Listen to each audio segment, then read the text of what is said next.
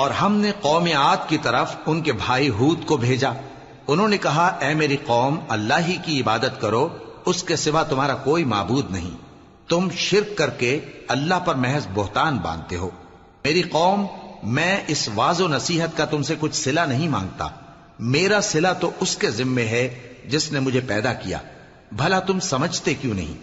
اور اے قوم، اپنے پروردگار سے بخشش مانگو، پھر اس کے آگے توبہ کرو، وہ تم پر آسمان سے موسلا دھار بارش برسائے گا اور تمہاری طاقت پر طاقت بڑھائے گا، اور دیکھو گناہگار بن کر روگردانی نہ کرو۔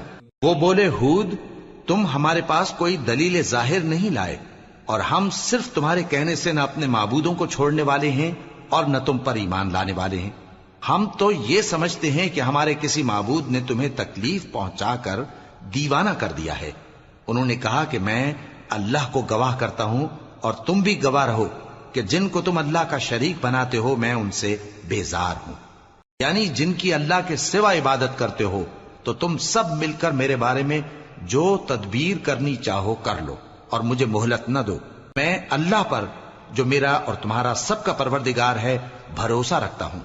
زمین پر جو چلنے پھرنے والا ہے وہ اللہ کے قبضہ قدرت میں ہے، بے شک میرا پروردگار سیدھے رستے پر ہے۔ اب اگر تم روگردانی کرو گے تو جو پیغام میرے ذریعے تمہاری طرف بھیجا گیا ہے وہ میں نے تمہیں پہنچا دیا ہے، اور میرا پروردگار تمہاری جگہ اور لوگوں کو لا بسائے گا، اور تم اللہ کا کچھ بھی نہیں بگاڑ سکو گے۔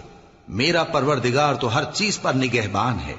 اور جب ہمارا حکم عذاب آ پہنچا تو ہم نے ہود کو اور جو لوگ ان کے ساتھ ایمان لائے تھے ان کو اپنی مہربانی سے بچا لیا اور انہیں عذاب شدید سے نجات دی۔ یہ وہی قوم عاد ہے جس نے اللہ کی نشانیوں سے انکار کیا اور اس کے پیغمبروں کی نافرمانی کی اور ہر سرکش و متکبر کا کہا مانا، اور اس دنیا میں بھی لعنت ان کے پیچھے لگی رہی اور قیامت کے دن بھی لگی رہے گی۔